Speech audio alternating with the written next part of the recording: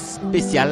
Vous comprenez l'importance de cet événement qui se trouve à la confluence de plusieurs intérêts, mais plusieurs besoins pour le développement de la République démocratique du Congo. Nous suivrons tour à tour plusieurs interventions à l'ouverture de cette cérémonie. Certainement que le président de Expo Béton, Jean-Baptiste Manissa Saïdi, prendra la parole et il y aura certainement d'autres intervenants. Le président de la République, lui, quand il aura ouvert ce salon, le chapiteau dans lequel nous nous trouvons est en train de défiler ici à l'écran. Il fera le tour des différents stands dressés ici sur les parvis extérieurs de l'Assemblée provinciale récemment inaugurée, toujours par le président de la République. Un bâtiment imposant, mais en tout cas à la dimension de cette province du Haut-Katanga qui est dirigée par Jacques Kiaboula Katoué, qui lui se bat comme un diable dans un bénitier. Ces 10 ans va exceptionnellement au cours de cette même année célébrer 2 événements. Il y a cette édition qu'on peut considérer d'ordinaire, la 9e édition, mais il y aura une 10e à Kinshasa qui sera consacrée justement à la fête de 10 ans. Alors beaucoup lient le nom Expo Béton à l'autre nom du président. Nous voulons préciser dès le départ que c'est un terme qui avait déjà été choisi en 2016. C'est en 2016 en réalité que la première édition d'Expo Béton a commencé. Et depuis, chaque année, on assiste à l'organisation de ces forums. Bunge jimboni Okatanga na huko tunatarajiwa kabisa kuanzishwa kwa hii mkutano kubwa ambayo unatarajiwa maendeleo ya miji na mabahati ambayo inaletwa kwa wajasiriamali waone namna gani kwa kuweza kufanya upya mamiji mbalimbali ya Jamhuri ya Kidemokrasia ya Kongo. Na yule ambaye atakapoanzisha mikutano hiyo ni Rais wa Jamhuri ya Kidemokrasia ya Kongo Felix Antoine Tshisekedi Tshilombo ambaye amekwisha wasili mjini Lubumbashi na huko l'Angola, la Namibie, le Botswana et le Mozambique. Et donc le président de la République démocratique du Congo, Félix Antoine Tshisekedi Tshilombo, s'y emploie à travers l'Expo Béton 9e édition. La question fondamentale demeure celle relative à l'apport de notre pays au rendez-vous du donner et du recevoir au sein de la SADC.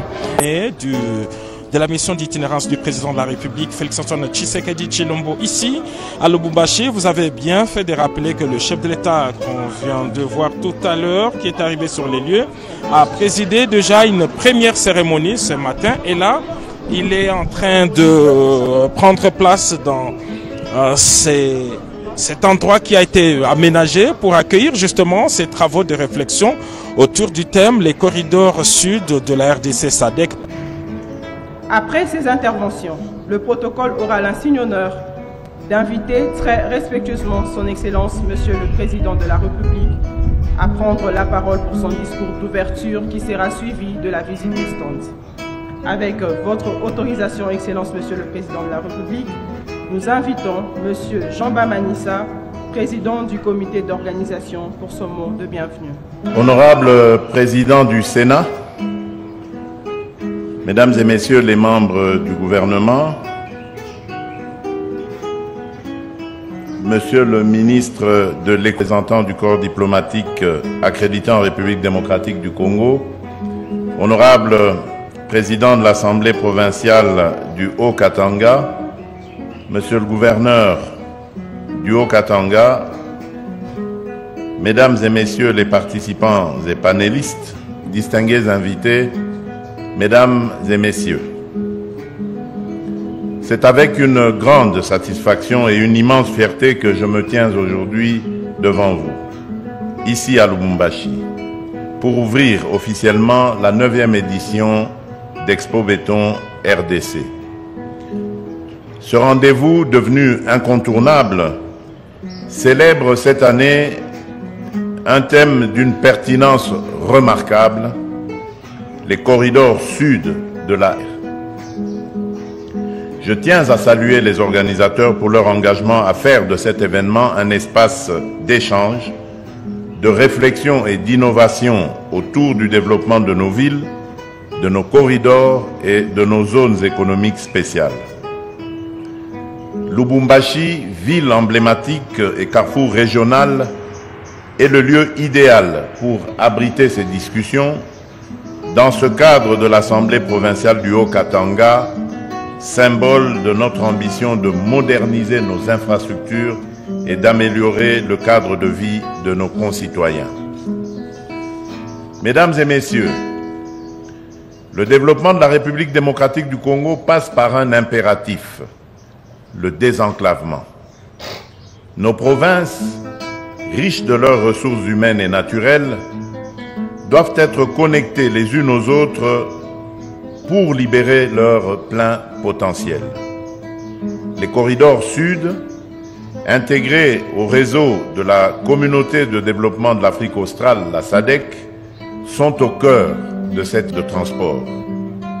Ils sont des acteurs vitales, des artères vitales pour l'intégration économique et culturelle, reliant nos pôles économiques aux marchés régionaux et continentaux.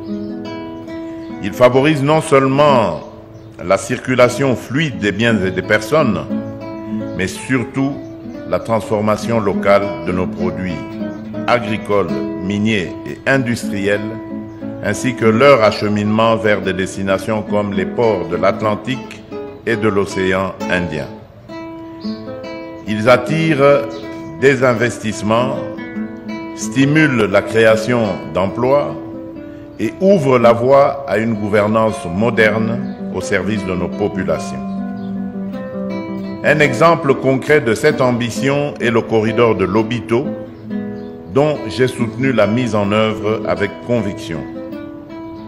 Ce projet, fruit d'une coopération exemplaire entre la République démocratique du Congo, la Zambie et l'Angola, avec le soutien de partenaires internationaux, ambitionne de construire 1739 km de voies ferrées, dont 427 km sur notre territoire, interconnectés à un réseau routier régional. Lors du sommet sur le corridor de Lobito, en présence des chefs d'État de nos 3 pays et de l'ancien président des États-Unis, j'ai rappelé que ce projet dépasse la simple logistique. Il s'agit d'une opportunité unique pour renforcer l'intégration régionale en fluidifiant les échanges commerciaux, pour stimuler la transformation économique en valorisant nos ressources minières et agricoles, et pour améliorer les conditions de vie en développant des infrastructures modernes et des services de proximité. Le corridor de Lobito est une promesse d'avenir pour nos entrepreneurs, nos agriculteurs et notre jeunesse qui y trouveront des opportunités d'innovation et de croissance. Pour concrétiser ces ambitions, le partenariat public-privé, le PPP, est un levier stratégique. L'État congolais a mis en place des cadres favorables pour encourager l'investissement privé, national et international, dans la construction et la modernisation des infrastructures. Je salue l'engagement du secteur privé qui joue un rôle déterminant dans le développement des corridors. Pour amplifier cet élan, j'encourage la création de banques d'investissement spécialisées pour financer les projets d'infrastructure et garantir leur viabilité, la mobilisation des partenaires bilatéraux et multilatéraux pour accompagner nos efforts, l'implication des gouvernements provinciaux pour assurer une coordination harmonieuse et un développement inclusif. Ces initiatives permettront de transformer nos corridors en véritables pôles de croissance avec des plateformes logistiques, des zones urbaines modernisées, des réseaux d'eau et d'électricité renforcés, ainsi que des centres de santé, d'éducation et de formation. Le développement des corridors doit s'accompagner d'une vision intégrée et durable. Je rêve d'un réseau ferroviaire reliant le Grand Katanga au Grand Kasaï, au Grand Bandundu à Kinshasa, au Congo central, jusqu'au port en eau profonde de Banana.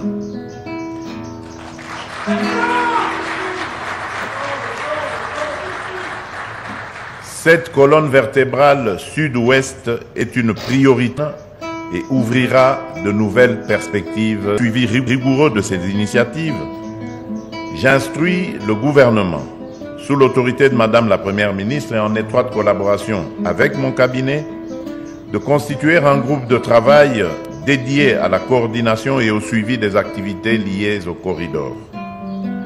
Mais au-delà des infrastructures, nous devons veiller à un développement harmonieux. Les corridors doivent être accompagnés d'un urbanisme maîtrisé avec des zones résidentielles, commerciales et des services publics de qualité, de petites et moyennes entreprises et petites et moyennes industries pour booster l'économie locale et créer des emplois, d'une exploitation responsable de nos ressources, notamment dans les secteurs miniers et agricoles, pour garantir une chaîne de valeur profitable à nos communautés. Mesdames et messieurs, Expo Béton RDC, à l'image d'autres grandes initiatives, constitue une plateforme importante pour repenser notre avenir. Les échanges qui s'y tiendront sur des enjeux majeurs tels que la structuration de l'exploitation minière artisanale, la valorisation de l'agriculture familiale, ainsi que l'implication active de la jeunesse et du monde scientifique, alimenteront directement la formulation de nos politiques publiques. Je m'engage personnellement à examiner les recommandations issues de cette 9e édition et à intégrer les plus pertinentes dans nos réformes sectorielles. Le Haut-Katanga, par sa dynamique économique et sa position stratégique, est à l'avant-garde de notre marche vers le progrès. Avec des infrastructures modernisées et des corridors performants, sa croissance est irréversible et celle de l'ensemble de la République démocratique du Congo le sera tout autant. Ensemble, transformons les corridors sud de la RDC SADC en opportunités concrètes pour nos entreprises, nos communautés et notre jeunesse. Que cette 9e édition d'Expo Béton soit un catalyseur d'idées et d'actions pour bâtir une République démocratique du Congo plus connectée, plus prospère et plus unie.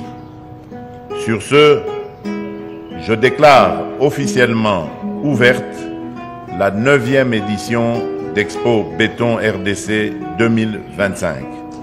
Que Dieu bénisse la République démocratique du Congo et son peuple. Je vous remercie.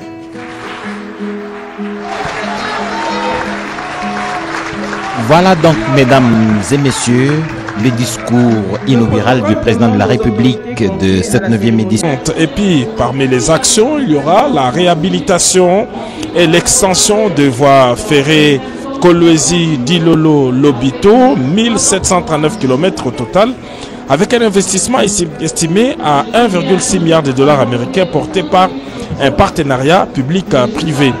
L'autre objectif non moins important, c'est de stimuler la compétitivité des exportations congolaises. Alors à cet instant, le président de la République, chef de l'État, est en train de faire les tours de quelques pavillons qui ont été aménagés ici. Comme on l'a dit, l'Expo Béton se déroule sur 2 terrains. D'abord, le terrain de la réflexion, d'analyse prospective. Donc au courant de ces 3 jours, il y aura une série de panels avec d'experts locaux et ceux venus de l'étranger.